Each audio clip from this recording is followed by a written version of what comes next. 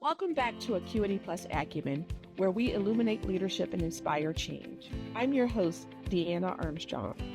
In today's episode, we continue our conversation with Benjamin Magill, Associate Vice Chancellor at Dallas College, and Christopher Edwards, Assistant Director of the Economic Development Administration's Biotech Grant. We will discuss their groundbreaking work on the Good Jobs Grant.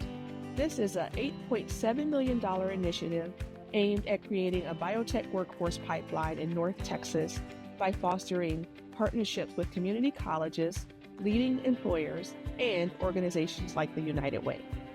Ben and Chris discuss how this project is reshaping the region's biotech landscape through hands-on training, skills-based education, and collaboration. Stay tuned for insights that will leave you inspired to lead with purpose and innovation. So when you think about this grant, right, you said you're in year 3, you're looking to extend it. How will you know that you were successful? Great question. I think, on one level, it's did we hit the numbers, right? Did we train the amount of people we said we would train? Did we get people hired, right? Did we get people that good job? That's one level of success. But I think another level of success is beyond that, and that is, did we help strengthen the ecosystem, the biotech ecosystem? Did we build trust among the partners in the coalition? Did we help generate additional economic growth because of the work we did? I think those are other sort of bigger indicators that I think, we set out from the beginning to say, we have certain objectives with this grant as outlined by the EDA and what we said we would do. And we have every intention of doing that. But also, this is an opportunity to be a catalyst for future economic growth. And so that was the intention from the beginning. And I think that's where we're headed. Absolutely. Thank you. What does success look like for you in your role, Chris? The very same thing. And I would, I get to be a little bit closer to the students on a regular basis, seeing them get a role or even come out with a higher level of self-efficacy. Like they feel like they can do this when they finish that course. That means a ton, because there are so many fields that many of us don't learn about as kids. You could be a doctor, you could be a lawyer, you can be president. Outside of that, it starts to get slim. Who's talking about biotech, But when you have, right now, we have 2 individuals enrolled in this course, the second cohort of the Panthera course, mother and daughter. That is the type of, generational impact that we would love to see. That is a moment of success. Of course, you won't see a lot of that happen across the board, but it was a great opportunity for them. And I'm looking forward to see how they do in this actual cohort, because that would mean I'm able to take this journey alongside my mom. I'm able to take this journey alongside my daughter into a new industry. And we can only imagine what impact that'll have on the household. So just seeing those moments, I think, are just signs of success. And that reminds me of something that I see in your career, is that you really have a passion for helping underserved communities. Oh, absolutely. Is that a true statement? Yeah. Okay. Completely. So when you think about all of this, are you getting to the underserved community? Are they a part of this movement? Yeah. Do they know about this movement? Yeah.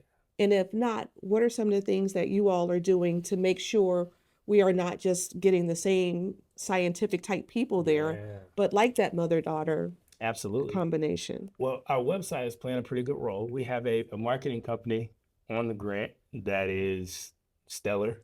And they are, not only do they push the ads that draw people to the website, but they were key in the actual ad itself, the commercial, so to speak, 30-second commercial being shot, and making sure there's representation in that in that commercial. When you see yourself, they are the ones who tell us, I know the industry wants, them to wear this in the commercial, But that is a barrier. We did focus groups, and they don't see themselves there when they're wearing this stuff, or they, this person doesn't have any street clothes on under it.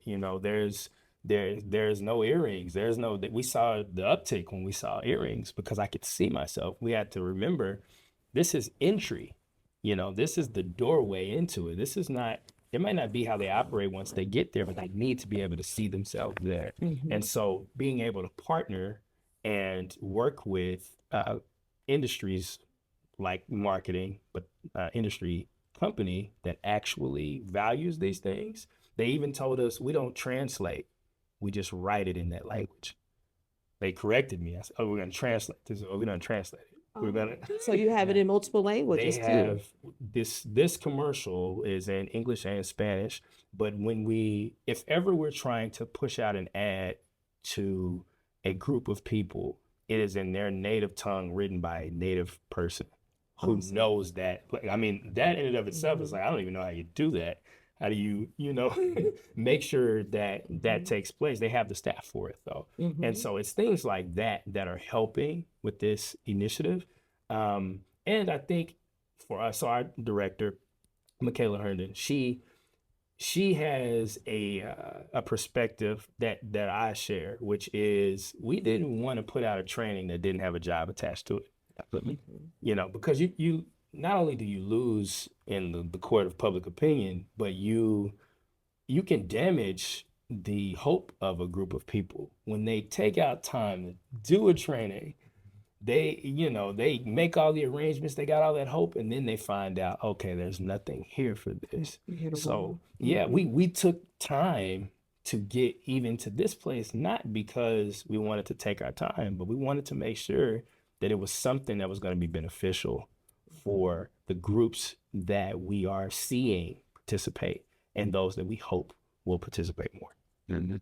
Yeah, I mean, I think that's something that keeps us up at night at Dallas College, so to speak, is, we feel like we're putting out really great opportunities, but are we doing the best job that we can on reaching the communities that need that opportunity the most? Do they know about it? Do they feel, can they see themselves right in this opportunity? Do they feel like it's for them? Right. And if yes, then what else is in the way, right? What are the other barriers to that opportunity? We have to address each one of those, and that's something that we're really focused on. What are those socioeconomic barriers? If it's childcare, let's figure that out. Is it transportation? Is it food? Is it healthcare? Is it, whatever it is? Because I think that's what we never fully know and are always worried about is everybody that could benefit from this opportunity able to access it? Yeah. That's what we're thinking about. We had that conversation, right? I know you were looking into childcare and looking into transportation, especially because it may be a little daunting if I live in Collin County and I need to go down to Dallas or I need to go down to Fort Worth. Absolutely. So are you providing those wraparound services today? We are. So given how the grant is written, our grant is written for our senior success coach, Sherelle Reynolds, to connect them to those resources that are already there. So one of the things about federal funds is they don't like to duplicate things that are, already present. So Dallas College has a pretty large amount of resources. It's a matter of tapping into them, but also Tarrant County, Collin, and UTA have their own sets of resources. So her role is getting them connected with all of those things. Also on the grant, we have a workforce coordinator / relationship manager, Marilyn Edmond, who makes sure that those working in the hospitals are getting connected with that support also, because sometimes we assume, well, you're in the hospital, you're good to go. But they're not doctors, right? They're not to say doctors don't have any challenges either, but when you're working in some of those more entry-level roles, some things can still be a pretty big barrier, even higher up to your middle management. Although we don't work with middle management, she's making sure they get that connection to Sherelle. She's making sure, is there anything she can do to help remove those barriers, because that is the heart of our grant. And I think even something you said, Ben, about making sure the training is relevant. I think that's a good spot to talk about sector partnerships Mhm. because they're the ones. If the training doesn't end up in a job, Yep. then why did we just do that? You know, Right. the industry must speak to what we as educational entities bring to the table. And Dallas colleges, I mean, leading the way on this. Ben, you want to? Yeah. No, thanks for the the segue. Yeah. Yeah, I think one of the things that was crucial was, you know, if there if we're going to create opportunities for students, it's going to come from we know that it's going to come from employers. Employers have to create these jobs and hire the right people. So we wanted to make sure that we really understand what industry needs and not only ask just take a survey once and then go on down the road, but create an ongoing dialogue with industry. So we launched what is called the Next Gen Sector Partnership in biotech with biotech and healthcare employers together. We have a quarterly meeting where with an industry-driven agenda. When we launched the partnership, that group of employer told us they had three things that keep them up at night. One was career awareness. So does anyone even know that there's a job in biotech out there, and how do I find it and what's it look like?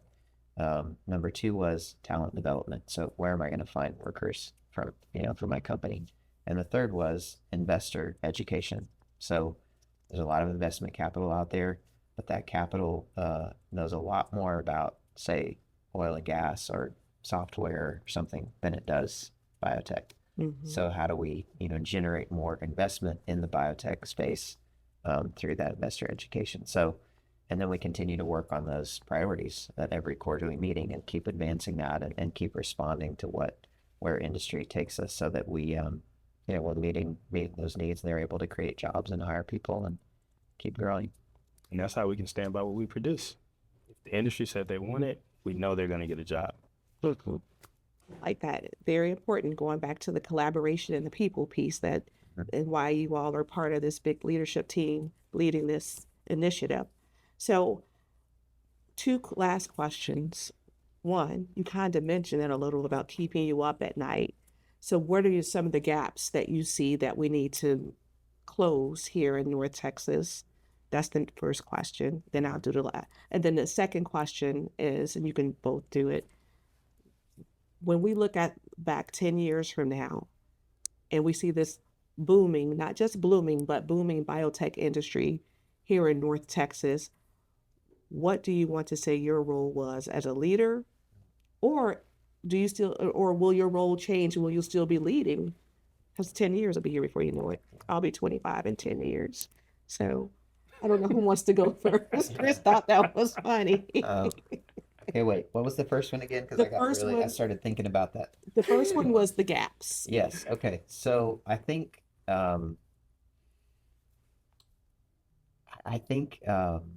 there's so many assets that Chris mentioned at QT Southwestern, for example, and along the way, biolabs popping up and the public and private investment, public investment from this grant, private investment from like Lyda Hill Philanthropies, all of these pieces that keep popping up. But biotech is still so relatively young and new and small relative to so many other recognized sectors, right? Mm-hmm. Construction or manufacturing, for example. And so I think there's still a gap in awareness about what it is, what the economic opportunity is in the space. So that sort of pent up, growth that's there. So I think that's still a gap. And again, that's all hands on deck, work from, with partners like the Dallas Regional Chamber and Workforce Solutions and, all the groups that we've mentioned already. It's like, how do we collectively show and create, this opportunity there? So there's from my, vantage point, that's where we're all working in that gap. Right. And which is one of the reasons we're doing this conversation today, to increase that awareness, to reach a different audience, to get the word out, because we do not want to be the best kept secret in Texas. Exactly. So please tell your friends, and you get to go and get skill training for free. And then how about you, Chris? I would agree with Ben. I think the more people know, the better it will be. And I think I think removing the mask of the pathways to get there. You know, it's one thing not to know about it, but then when you know about it, you have to get information, and that's just health psychology. You tell somebody they got a problem, but you don't give them a solution, they're going to keep doing the same thing. If you tell them there's an opportunity, but then you don't give them the pathway to get there, well, I got to move on to something I think I can do. So just removing that veil, and I'll say that that's one of the initiatives for the group within our quarterly meetings, the it's Biotechnology and Healthcare Industry Alliance of North Texas. The action team for talent pipeline, that's one of the things we're working on, making sure there's clear pathways of what you can do in biotech, the different branches there that you can go into. I think the more awareness paired with those pipelines is going to mean a lot more individuals diving into this area and a lot of economic growth, because it's going to stimulate the economy, because the companies are more likely to come when there's a lot more people who understand this industry and want to be a part and get in that training.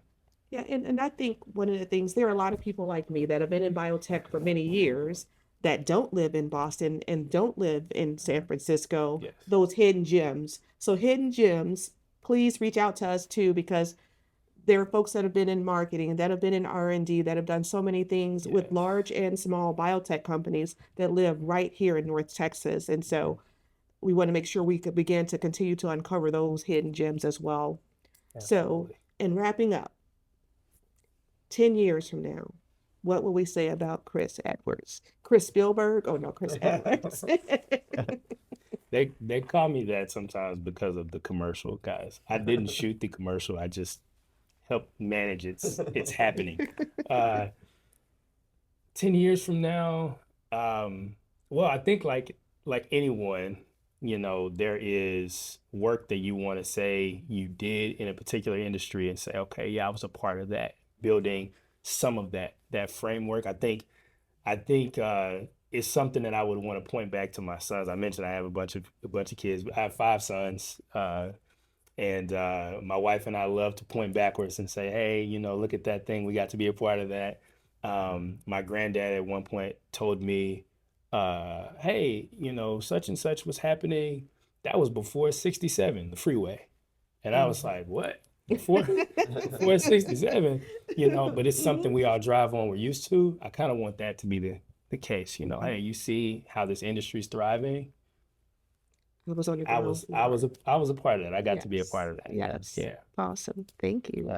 Yeah, I think similar to Chris. I mean, I had an experience where growing up, my parents were small business owners, but part of their I guess their hobbies were working in the community, on the community, like through economic development groups and chambers of commerce and things like that. So they, they understood the interplay between, like, if this community does more, if there's more economic growth, if this is a better place, it's going to help our business too, right? So it's like anyway, they understood that interplay, and I think, similarly, I want to be able to say, like, I helped that happen.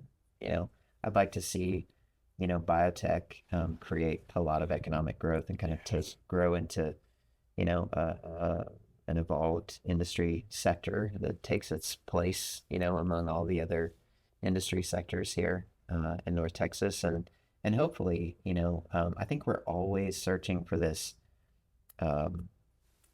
sort of magical way to help people that already live here, right? There's so much growth and people moving in from other places, but what about folks who already live here, who need a better job? That, how do we help the city, the region, serve them? They're pouring so much into a region already. How do we help those folks, improve their lives, achieve their dreams?